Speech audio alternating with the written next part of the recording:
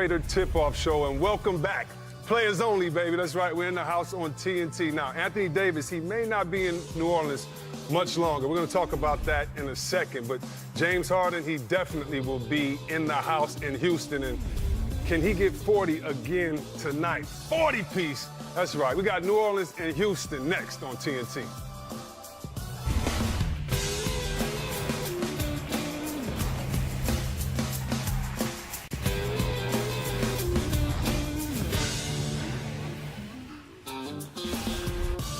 What's up, everybody? Welcome back, welcome back. That's right, players only. We're here. We got the same faces and some new additions, but if you don't know the man to my right, then you don't know basketball. That's right, that's the big Shaq, the big everything, Cactus, Nostra, all that stuff, you know. We got California, LA's finest to be exact, when we talk about Baron Davis.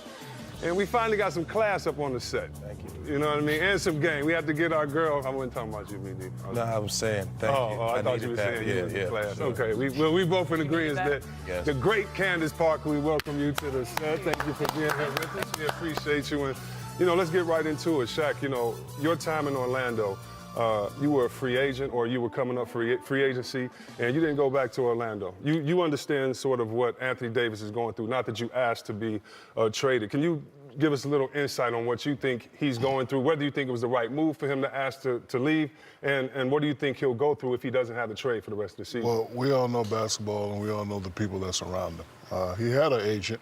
He's one of those players like we were, really didn't need an agent. We're going to get the max deal regardless. But you have to know and understand that when he signed with Rich Paul and Clutch Sports, knew this was going to happen. You know, he's the type of player who's made a name for himself. He probably wants to play in a big market, and his agent's best friend plays in one of the biggest markets in LA. So we knew this was going to happen. I thought it was going to be done a little bit more quietly, but you know, he's already mentioned that he's not going to sign that 5 for $240. So he said, "Hey, I want to be traded." So now the ball's in the court of the New Orleans Pelicans. Yeah, you can see what we'll see what happens. You can see what he's done here, Shaq. 7 years in the league. This year, he's number 2 in scoring. He's the top at blocks, and kind of see just his list. And you and I were talking, Candace, before the game, and you had a little different perspective as far as we were just talking about players and asking out. What do you feel of the situation with AD? Well, I'm all for him saying that he's not going to re-sign with the Pelicans. That's being upfront and being honest. But where it's kind of gray area is asking to be traded in the middle of the season, you know, a week or so before the trade deadline. And I just think from a teammate's perspective, you heard Drew Holiday say, I came here 90%. for 90% yeah. for Anthony Davis. And so just to kind of give that vibe in the middle of the season as a leader of a franchise, that's a tough situation. And BD, of course I understand Anthony Davis, but if I'm New Orleans, I'm like, we all about to lose. I ain't trading nobody. I'm gonna wait to get what I want. What do you think? How do you think the situation gonna play out? What do you see with the situation? I think New Orleans needs to think about New Orleans and start to think about their future, right? You know, here you have a guy who, he ain't coming back. You know, let's face the facts, he's not coming back. You don't have enough with him to keep building, so you should blow it up, get the best offer out there, get some draft picks. The Lakers have great players and talent. You got Boston out there. Everybody's throwing their best at you. Look, assess, take the best offer, and let that man go and do what he got to do. Let me leave this on the table for you guys. Now, we've been in the league a long time around basketball. Anthony Davis got fined $50,000 for his public trade demand. Have y'all ever heard of a player getting fined for saying he wanted to go to another team? No, I've never heard that. No, me either. So we did a little research, me and Underdog. Rudy Fernandez, I really don't know who that is. Play for the Blazers. He played for the Blazers. He played for the Blazers. Blazers. I got to still play? I see a picture. Huh? Does he still play? I mean, it depends on what he say. No, he got fined. And then the other was our boy Nate Robinson. Nate, I just called you. Pick up the phone. I was about to ask Nate why he got fined. Now, you're telling me, out of all that we've heard, that these are the 2 names that got fined, y'all? Tampering. I think the reason why he got fined is the whole, like, you know, he's a superstar in the league. Here they come with the tampering stuff, and so he's just adding fuel to the fire. You know what I mean? So the league, you know, the league. But being players, I could call you and be like, let's hook up. I mean, if we're players, how can I'm not saying it's wrong. He should say whatever he wants. Right. You know what I mean? But I've never seen nothing like this. And again, you had to know when he signed with Rich Paul, this was coming. Yeah. Everybody knew it was coming. I agree. The play was totally telegraphed on that side. From a franchise standpoint, like in terms of trying to attract other free agents, you're going to file an investigation against one of your players? No, it sounds like New Orleans is not happy with That's the what I situation. mean. And so it's like, Well, the team has to launch an investigation. And then they launched an investigation. I mean, $50,000 ain't worth it. You know what I mean? They just they need to just go on and make some trades, get some real money. Okay, but I have a question. You know. I have a question. Yeah. 5-2-40. You can't get that nowhere else. Oof. Would you want to go and play somewhere else, or do you want to take that? See what? What did I stayed you in say? Sacramento for much less. I definitely 5 for 240. But the thing is, too, Shaq, the basketball teams, the shoe companies are paying you more than ever now. And so it seems like a lot of players are using that to rely on the fact they can make that up. Forget making it up. I'm trying to make it when it comes. Yeah. And 240 in New Orleans is a lot different than Yeah, but 240 in LA, as we know very well. A whole lot different. 240 in LA is 120. So it's pretty much a consensus. It might be less than that. But still, I'd rather have 120 and live in LA. Oh, you from LA. Oh, get out anyway. Oh, who's going to win the Super Bowl? Tell him. Who's going to win the Super The Bowl? Rams, dog. What you think? Oh, you're one of those. This guy, yeah. Are you on the? He's like That's a New my Yorker. son's favorite team. Are you on the? Oh, so now it's your son's favorite team, so son you got to is root for LA, your son. And anyway, check it out. As we go to break, All-Star Weekend is coming up, and here's a look at the Friday Rising Stars roster. Now, it's presented by Mountain Dew Ice. Now, first we have the World Team, and let me see. I know all those guys on that team. Laurie Markkinen, one of our favorite players. You know what Doncic could do. Aiden, he's from the Bahamas. Ben Simmons, he is from, where's Ben Simmons from? Australia. Yeah, there we go. And, hey, BD, you know my man from Brooklyn's name right there? Yeah, his name is Rudolph Kukruz. Yeah, I had to ask because I didn't know. It's Rodot. Dang, now I just spelled it. I can't even say it. Anyway, let me go to the next one. I can't even read it. I spelled it out myself. The USA, you got De'Aaron Fox. Who you like seeing on this roster, BD? All of them. De'Aaron Fox, Tatum, Kuz, Trae Young. I'm going to go with my guy, De'Aaron Fox. Too fast for everybody else. I'm gonna go with Jason Tatum. Okay. I got my young boy Bagley. Wow, we smoking. How about the Kings and the Brooklyn Nets have 2 players for each team, and the Lakers, when you look at Kuzma and Alonzo Ball. We're going to love checking out that game. What's up, Jan Jackson? I played with your pops. He was a hog. Don't you be a hog like him. We'll be back. No, I'm just messing. What's up, Jan? We'll be back with more Players Only in a minute. James Harden getting him up pregame before he and the Rockets take on the Pelicans. He had 40 in the win over Orlando the other night, which means his January scoring average went down.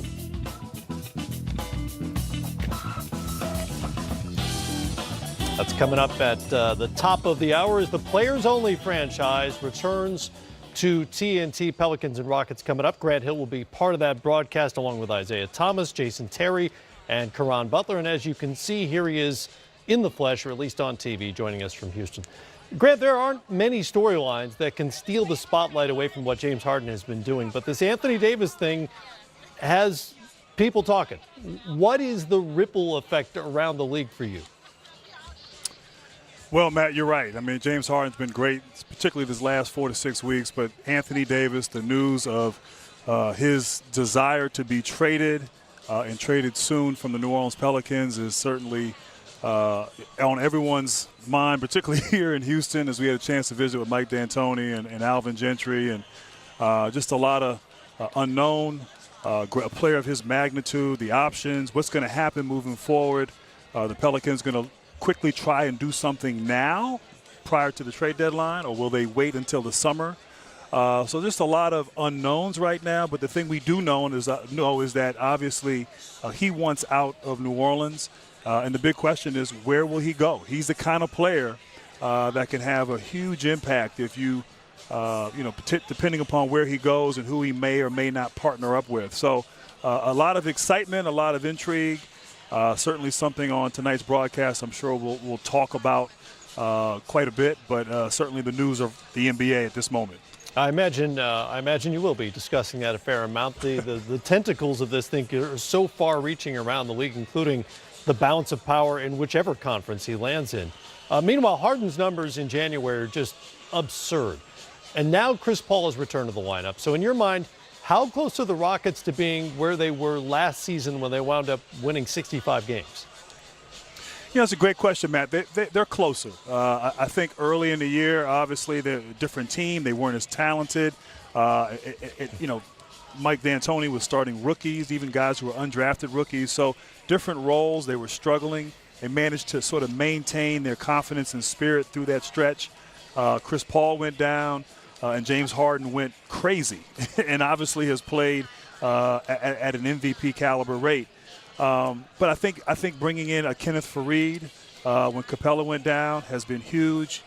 He was kind of on that bench there, lost in Denver. You move him now to the center position. He's one of the best at setting screens and rolling to the basket and plays with a tremendous amount of energy. Austin Rivers has come over, a veteran who is a really good on-the-ball defender. Now you're getting Chris Paul back. Capella's coming back. So I think this team is trending in the right direction. Obviously, you have to give a lot of credit to James Harden, but I think the personnel has gotten better since the team that they had at the start of the season. Harden is in obviously tip-top form and is great shape right now and playing elite basketball. And then you're getting Chris Paul back, which I think will help, because the big question is, can Harden continue at this pace throughout the entire season into the postseason? They're going to need Chris Paul to be healthy and productive for them to try to have a run like they had last season. Grant, Capella played such an important part, especially with Harden on the floor. I mean, this guy was 7th in the league in rebounding, 3rd in field goal percent. All these things that he had done, all-star basically performance by Capella. They lose him and bring in a guy who had almost vanished away from the NBA as far as getting minutes on the floor, getting an opportunity to play. What has Mike D'Antoni said about Faried coming in now and the role he's playing? Well, Mike D'Antoni, I played for Mike D'Antoni. Dave Griffin, obviously, we were all out there in Phoenix together. He always used to say that the ball finds energy. And there may not be a big guy in the league that has the kind of energy that a Kenneth Faried. I think in Denver, obviously he became the manimal. He played at an elite level, was on the Olympic team at one point, or the U.S. World Championship basketball team. And then Jokic came in, and all of a sudden fours are expected to be able to shoot from the perimeter. That wasn't his game. But it was the perfect timing. There was a void here, Capella being out.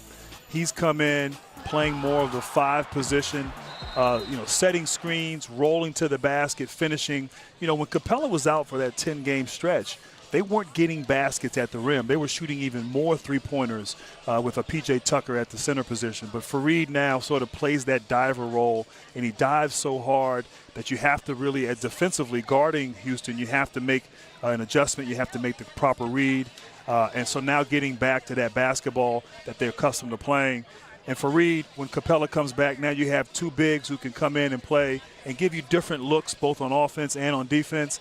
And then, of course, Chris Paul getting back in the mix. So this team, like I said, is moving in the right direction. But Faried has been huge, and certainly Mike D'Antoni has been very happy. Grant, one of the things I think that gets lost in all of this Anthony Davis talk is exactly how good Drew Holiday's been this season and the burden he's been carrying. He's had to play 9 games without AD as it is, and he's probably been their most consistent player. What does Alvin say about Drew and the season he's had and where they go from here? Yeah, Dave, we talked about Drew with Alvin. He just said he's been solid, he's been consistent, nothing phases him. He'll come out and be a professional, play at a high level. And you're right, with all the talk this year of Anthony Davis and what's his future, and obviously the news here in the last 48 hours, Drew Holiday is putting up all-star numbers, and 20 points, 8 assists.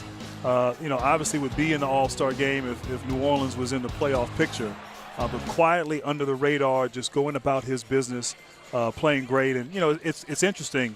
One of the things we talked about, and certainly Drew Holiday plays a role, but we talked about this with Alvin. When they've had all their guys healthy, all the guys that played in their, top 7, 8-man rotation, they've been 7-3 this year. And they just, the injuries and AD being out, Mirotic, at times Randall was out, Peyton was out for 31 games early in the year.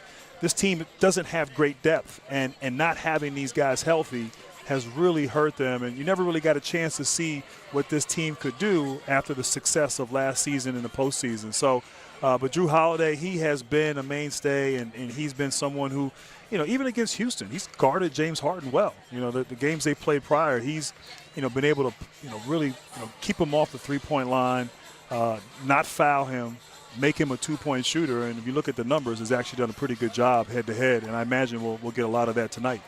Injuries a factor again tonight for the Pelicans. Julius Randle is out. Etuan Moore is going to rest tonight. Elfrid Payton also out with the ankle injury, in addition, of course, to Anthony Davis.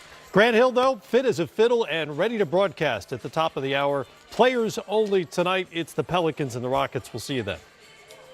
All right, guys, thank you. Much more coming up here on Game Time between now and the start of that game.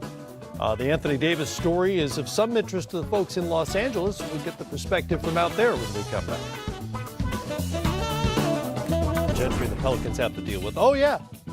There's James Harden, who's averaged 44 in the month of January, and regardless of what he does tonight, will become the fourth player in NBA history to average 40 points for a calendar month. A remarkable thing. Even more remarkable that Wilt did it 11 times. Kobe actually did that 4 times. I did not realize that. No, that's a remarkable number, especially in today's league, the way the game is played. To have him be in a position to do this with all of the great stars we have, and so many guys have never done this, really speaks to a lot of different things. But I think it's the perfect blend of the right coach, the right front office, and the right star. You have to remember, he's doing this. Wilt did not bring the ball down the floor, did not dribble into the low post area, and then did not dunk it on top of people. Somebody was passing him the ball. James does this all basically on his own. It's not him coming off a screen, somebody hits him, he catches and shoots it.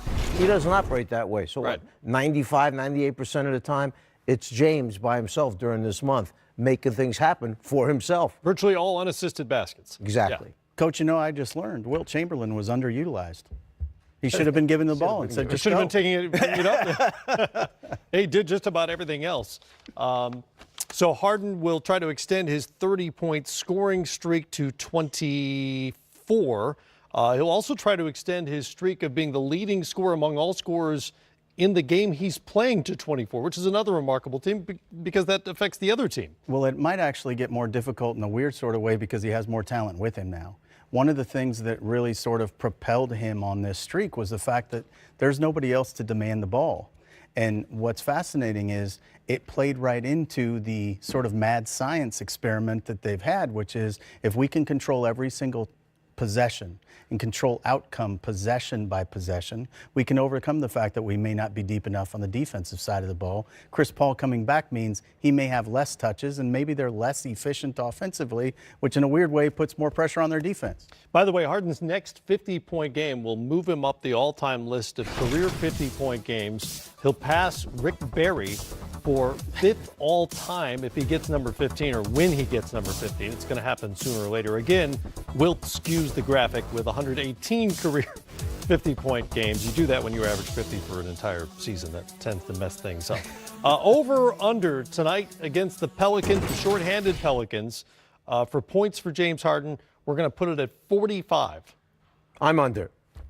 I think that Alvin Gentry is not afraid to try something different. And I wouldn't be surprised to see Alvin say, we're going to trap him every time he comes, goes this way or that way, or send the guy at him to get the ball out of his hands.